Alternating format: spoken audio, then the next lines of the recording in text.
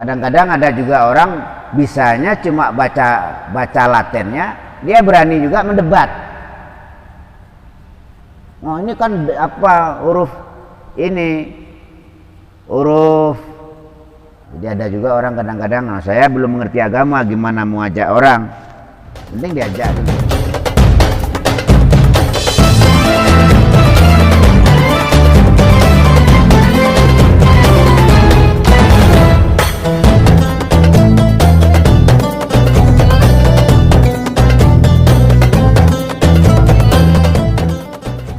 Assalamualaikum warahmatullahi wabarakatuh. Waalaikumsalam warahmatullahi wabarakatuh. Bismillahi walhamdulillah ala kulli halin wa ni'mah. Asyhadu an la ilaha illallah wahdahu la syarikalah wa asyhadu anna Muhammadan abduhu wa rasuluhu la nabiyya ba'dah. Allahumma shalli wa sallim wa barik ala sayyidina Muhammadin wa ala alihi wa ashabihi ajma'in, amma ba'd. Ma'asyiral muslimin wal muslimat, jamaah pengajian qoblal iftar qoblal maghrib rahimakumullah. Alhamdulillah, pertama sekali mari kita bersyukur kepada Allah Subhanahu wa ta'ala atas rahmat, karunia, kemurahan Allah. Kita masih diberi oleh Allah kesehatan, kesempatan, sehingga kita dapat hadir pada sore hari ini. Selawat beriring salam semoga tetap tercurah limpah ruahkan kepada junjungan kita Nabi besar Muhammad sallallahu alaihi wasallam beserta keluarganya, para sahabatnya, umatnya yang setia dan istiqomah mengamalkan ajaran dan sunnah-sunnahnya. Mudah-mudahan kita yang hadir pada sore hari ini dan yang mendengarkan dari kejauhan, mudah-mudahan kita semua mendapatkan syafaat dari Rasulullah sallallahu alaihi wasallam fid dunya wal akhirah. Allahumma amin ya rabbal alamin. Baiklah, kita mulai pengajian istiqomah qoblal maghrib ini. Bismillahirrahmanirrahim. Alhamdulillahil wahidil majidil jawadil wahabir razaqil mannan alladzi ba'asa Muhammadan khatima anbiya'ihi birisalati ila jami'il insi wal jan wa anzala alaihil furqana fi hudal linnas wa bainatin minal huda wal furqan wa syara'a lahu wa li ummahatihi ma awsa bihi Nuhan wa Ibrahima wa Musa wa Isa. Bismillahi, memulai aku dengan menyebut nama Allah Ar-Rahmani yang maha pengasih, maha penyayang pada hambanya dunia akhirat. Ar-Rahimi yang maha pengasih, maha penyayang kepada hambanya khusus di akhirat. Jadi pada kata-kata basmalah ini ada 3 nama dan sifat Allah. Pertama yang kita kenal dengan Ismul A'zam, nama kebesaran zat yang menciptakan, mengatur dan menentukan alam semesta, yaitu Allah. Jadi Allah disebut Ismul A'zam atau nama kebesaran Allah Subhanahu wa ta'ala. Siapa yang beri nama Allah? Adapun Tuhan yang bernama Allah itu dia sendiri yang memperkenalkan namanya Allah. Jadi tidak ada yang beri nama. Nah, nggak mungkinlah Tuhan itu diberi nama. Tapi dia sendiri yang memperkenalkan dirinya dengan nama Allah. Innani anallahu la ilaha illa ana.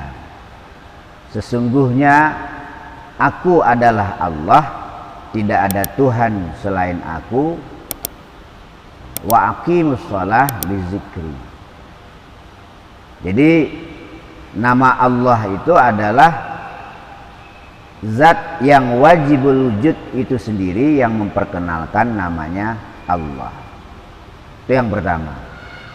Yang kedua Ar-Rahman, yang maha pengasih, maha penyayang kepada hambanya dunia akhirat. Artinya sifat Ar-Rahman ini, nama Ar-Rahman ini berlaku universal. Siapapun dapat rahmannya Allah. Baik dia iman atau tidak, baik dia taat atau tidak, baik dia patuh atau membangkang, dia tetap mendapatkan rahmannya Allah. Rahman ini bersifat umum di dunia. Ar-Rahimi yang maha pengasih, maha penyayang, khusus di akhirat. Nah, kalau rahim hanya diberikan kepada yang aminu wa amilus sholihati, yang beriman kepada Allah dan taat kepada Allah. Dan rahim ini khusus besok di akhirat. Nah, kalau di dunia Allah perlakukan sama makhluknya, baik dia iman kepada Allah atau enggak, baik dia taat kepada Allah atau enggak, Allah perlakukan sama. Kalau kerja sama-sama diberi rezeki, kalau usaha sama-sama diberi hasil, enggak dibeda-bedakan. Tapi besok di akhirat baru Allah bedakan. Makanya Ar-Rahim, maha pengasih, maha penyayang, khusus kepada hambanya besok di akhirat. Alhamdulillah, adapun segala puji lillahi adalah tetap milik Allah. Al-Wahidi yang esa, Al-Majidi yang agung, Al-Jawadi yang banyak pemberiannya. Alhamdulillah, adapun segala puji lillahi adalah milik Allah. Maksudnya yang berhak dipuji, yang berhak disanjung itu cuma Allah Subhanahu wa ta'ala. Maka puji itu ada 4 macam. Ada hadis ala hadis, ada hadis ala qadim, qadim ala hadis, ada qadim ala qadim. Itu semua lillah, untuk Allah. Ada kalanya Allah memuji dirinya sendiri, itu untuk Allah. Ada kalanya Allah memuji makhluknya, itu juga untuk Allah. Ada kalanya makhluk memuji Allah, itu juga untuk Allah. Dan ada kalanya makhluk memuji sesama makhluk, niatnya juga harus lillahi ta'ala. Jadi kalau kita ingin puji orang, mungkin orang itu baik sama kita, perhatian sama kita misalnya, lalu kita puji dia, nah, niat kita memujinya itu harus lillah, bukan karena dia baik sama kita, bukan. Nah. Jadi kalau kita puji orang karena dia baik sama kita, bukan karena Allah, berarti kita sudah salah meletakkan pujian. Ada Pak si A misalnya, baik sama kita, lalu kita puji dia karena kebaikannya, bukan karena Allah. Ya. Pada Allah menjelaskan, alhamdulillah, segala puji hanya untuk Allah. Jadi jangan sekali-kali kita berbuat apapun, melakukan apapun, ada niatan di dalam hati ingin dipuji, ingin disanjung, ingin dielu-elukan. Nah, itu sudah keliru itu. Kenapa? Karena semua puji milik Allah. Bagaimana kalau kita mendapat pujian dari makhluk? Maka cepat-cepat pujian itu dikembalikan kepada Allah, karena kita tidak berhak dipuji. Jangan ditahan. Kita dipuji orang lalu kita tahan, lalu besar kepala, busung dada, akhirnya jadi orang kibrun, orang sombong. Jadi kalau kita dipuji karena kita paham bahwa segala pujian itu milik Allah, cepat-cepat kembalikan pujian itu kepada Allah. Bagaimana caranya? Kalau kita dipuji misalnya, wah kamu ini orang hebat, langsung ucapkan alhamdulillah, segala puji hanya milik Allah. Jangan bilang wah kamu orang hebat, lalu pujian itu dinikmati, akhirnya jadi orang sombong, jadi orang songong, jadi orang angkuh. Karena apa? Karena salah niat. Al-Wahid, Al-Wahid yang esa, ya, bukan satu ya. Kalau satu itu ada dua nanti, ada setengah. Esa, esa nggak bisa dibagi. Jadi Tuhan kita itu adalah Tuhan yang Maha Esa. Cocok dengan dasar negara kita, yaitu Pancasila. Sila pertamanya ketuhanan yang Maha Esa. Jadi Allah itu Ahad, Esa. Al-Majid yang agung. Tuhan kita itu adalah Tuhan yang Maha Agung, dan dia tidak bisa diserupakan dengan selainnya. Apalagi Tuhan itu digambar, bikin foto, itu nggak masuk di akal. Tuhan kok dibikin foto. Al-Majid yang agung, yang Maha Agung. Laisa kamitsli syai'un wa huwas samiul alim. Dia tidak mirip apapun dan tidak bisa diserupakan dengan apapun. Tapi dia ada, dan orang-orang yang beriman berbuat kebaikan dalam kehidupannya, dia paham dengan Tuhannya. Memang tidak bisa digambar ya. Al-Jawad yang banyak dermawannya. Jadi Allah itu zat yang Maha dermawan. Jangankan kita minta, kita nggak minta aja Allah beri. Kita ke dunia ini nggak minta, lalu Allah beri kita ke dunia. Kita nggak pernah pesan dua tangan, dua mata, nggak pernah pesan hidung, tapi sudah diberi oleh Allah yang cocok, yang pas untuk kita. Yang diberi oleh Allah hidung mancung, ya hidung mancung itulah yang pas untuknya. Yang diberi oleh Allah hidung pesek, ya hidung pesek itulah yang pas untuknya. Seandainya yang dijatah pesek kok diberi mancung, saru.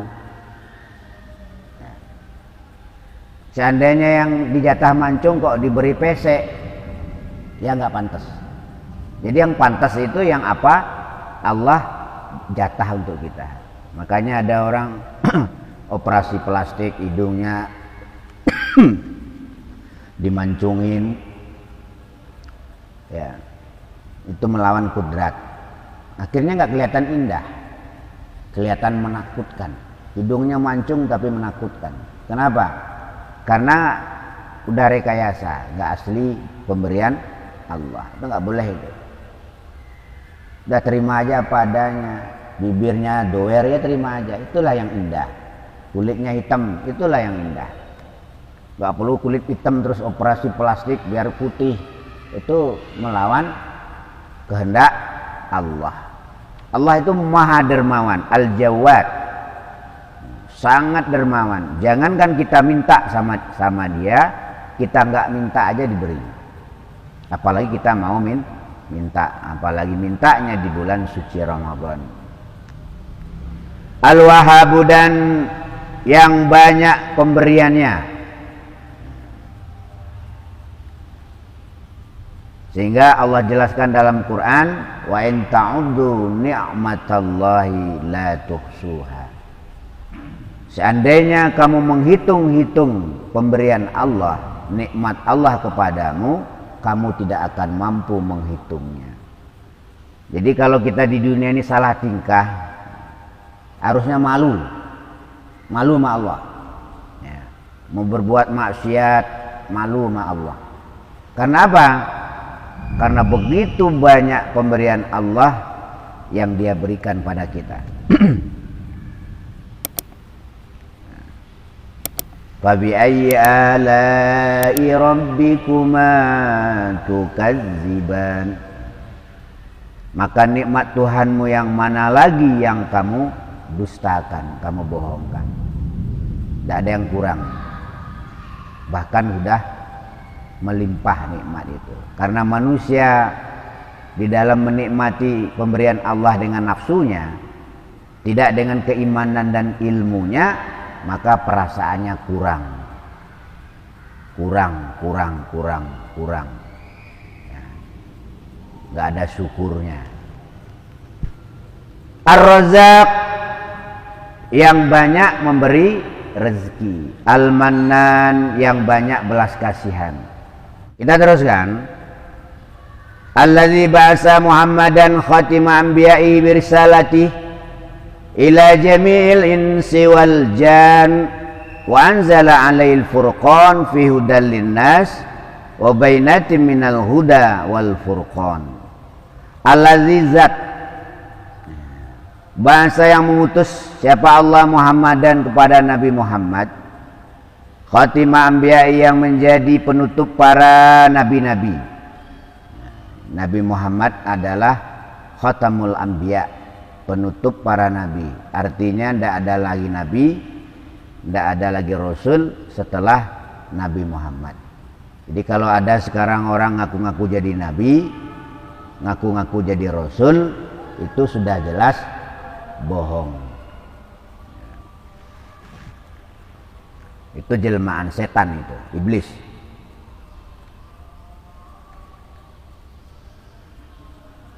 Allazi ba'asa Muhammadan khatima anbiya'i birisalati, dengan diutusnya Nabi Muhammad ila jamil insi, kepada seluruh manusia, wal jan, kepada seluruh jin. Jadi Nabi Muhammad SAW ini bukan hanya untuk bangsa Arab. Lain dengan nabi-nabi yang lain. Nabi-nabi sebelum Nabi Muhammad itu diutus untuk bangsanya sendiri. Seperti Nabi Nuh, Nabi Lut, Nabi Musa, ini khusus untuk bangsa Bani Israel. Makanya sampai hari ini tidak ada orang Jawa jadi orang Yahudi, itu tidak ada. Kenapa? Karena Nabi Musa itu diutus hanya untuk kaumnya. Lain dengan Nabi Muhammad Sallallahu Alaihi Wasallam. Dia diutus kepada seluruh manusia, bukan hanya Indonesia, Afrika, Cina. Pantas menjadi umat Nabi Muhammad. Wal janni, dan jin. Nabi Muhammad bukan hanya diutus untuk bangsa manusia, tapi juga untuk bangsa jin. Wanzala, dan menurunkan siapa Allah alaihi atas Nabi Muhammad Al-Furqana, kepada Al-Quran. Fihi, adalah tetap di dalam Al-Quran, hudan, adapun petunjuk, linnasi, bagi manusia, wabainatin, dan beberapa keterangan, minal huda, dari petunjuk itu, wal furqan, dan pembeda antara yang halal dengan yang haram. Nah itu, jadi Rasulullah SAW diutus oleh Allah, dilengkapi dengan Al-Quran. Al-Quran yang diturunkan kepada Rasulullah SAW lewat malaikat Jibril, sampai hari ini keasliannya masih terjaga. Makanya Al-Quran itu tidak boleh sembarangan, nggak boleh ditulis dengan bahasa selain Arab, nggak boleh. Seandainya Quran itu diperbolehkan ditulis dengan bahasa apapun, kacau balau. Karena tiap daerah itu beda bahasa, beda pemahaman. Contoh, kalau di Jawa jangan itu untuk makan nasi. Kalau di Padang jangan itu nggak boleh. Jadi kalau kita misalnya kedatangan tamu orang Padang ke Jawa, dia mau ngambil gulai, jangan. Perasaannya nggak boleh. Padahal istilah jangan itu untuk makan nasi gulai maksudnya. Itu aja ada perbedaan bahasa. Maka haram hukumnya menulis Al-Quran dengan selain bahasa Arab. Nggak boleh. Kecuali teks aslinya ikut. Misalnya Quran dilatenkan. Tapi nggak boleh dijadikan patokan itu. Kadang-kadang ada juga orang bisanya cuma baca latennya, dia berani juga mendebat. Oh ini kan apa huruf ini, huruf dal harus pakai ini, pakai da, nggak boleh itu ya. Haram hukumnya sebenarnya itu. Kecuali teks aslinya ikut. Jadi hanya untuk mempermudah. Nah kalau nanti terjadi perbedaan dialek, maka harus kembali kepada teks aslinya. Jadi Al-Quran yang berbahasa Arab itu di mana-mana sama. Qurannya orang Amerika dengan Qurannya orang RT 08 sama, nggak ada bedanya. Fatihahnya sama. Jangankan satu kalimat, ya satu huruf pun tidak ada perbedaan. Qurannya orang Indonesia dengan Qurannya orang Amerika, dengan Qurannya orang Inggris sama. Karena diharamkan menulis Al-Quran dengan bahasa selain Arab. Boleh ditulis dengan bahasa selain Arab dengan syarat teks aslinya ikut. Jadi salah satu mukjizat Rasulullah yang sampai hari ini masih bisa kita lihat dan kita nikmati, yaitu Al-Quran. Al-Quran hudal linnasi, sebagai petunjuk, way of life, jalan hidup orang Islam, orang yang beriman. Jadi apapun yang kita perbuat, kita lakukan, nah kita tanya dulu Quran. Kalau cocok kata Quran boleh, lakukan. Kalau kata Quran nggak boleh, tinggalkan. Nah, itu menjadikan Al-Quran sebagai hudan, wabainatin, dan beberapa keterangan-keterangan minal huda, wal furqan, dan pembeda yang halal dengan yang haram, wasyara'a, dan mensyariatkan siapa Allah, lahu kepada Nabi Muhammad, wali ummati, dan kepada umatnya Nabi Muhammad, ma apa perkara ausa yang telah berwasiat siapa Allah bi dengan ma, Nuhan kepada Nabi Nuh, wa Ibrahim dan Nabi Ibrahim, wa Musa dan Nabi Musa, wa Isa dan Nabi Isa. Jadi sama. Jadi agama-agama yang sebelum Nabi Muhammad, namanya Nabi Nuh, Ibrahim, Musa, sama, hanya perbedaannya pada beberapa hal di bidang syariat saja. Tauhidnya sama. Kalau di zaman Nabi Nuh syahadatnya asyhadu an la ilaha illallah wa asyhadu anna Nuhun Rasulullah. Kalau di zaman Nabi Ibrahim asyhadu an la ilaha illallah wa asyhadu anna Ibrahim Rasulullah. Di zaman Nabi Musa asyhadu an la ilaha illallah wa asyhadu anna Musa Rasulullah. Di zaman Nabi Isa asyhadu an la ilaha illallah wa asyhadu anna Isa Rasulullah. Di zaman Nabi Muhammad asyhadu an la ilaha illallah wa asyhadu anna Muhammadar Rasulullah. Sama, nggak ada perbedaan karena sumbernya sama. Adapun ada perbedaan, manusialah yang bikin itu jadi berbeda-beda tadi. Wa faddala, dan mengutamakan Allah dinahu, kepada agamanya Nabi Muhammad, ala sairil adyani, mengungguli semua agama. Wa ja'alahu, dan menjadikan Allahu kepada Nabi Muhammad akrama khalqihi, kepada lebih mulia-mulianya makhluk Allah, alaihi, atasnya Allah. Wa ja'ala, dan menjadikan Allah ummatahu, kepada umatnya Nabi Muhammad khaira ummatin, kepada sebaik-baik umat. Ukhrijat, yang mengutus siapa Allah kepada umat tadi, linnasi, karena manusia. Yu'minuna, dan pada iman siapa umat, billahi, dengan Allah, wa yaumil akhir, dan kepada hari akhir. Wa ya'muruna, dan pada memerintah siapa umat, bil ma'rufi, kepada perbuatan bagus. Wa yanhauna, dan pada mencegah siapa umat, anil mungkari, dari perbuatan mungkar.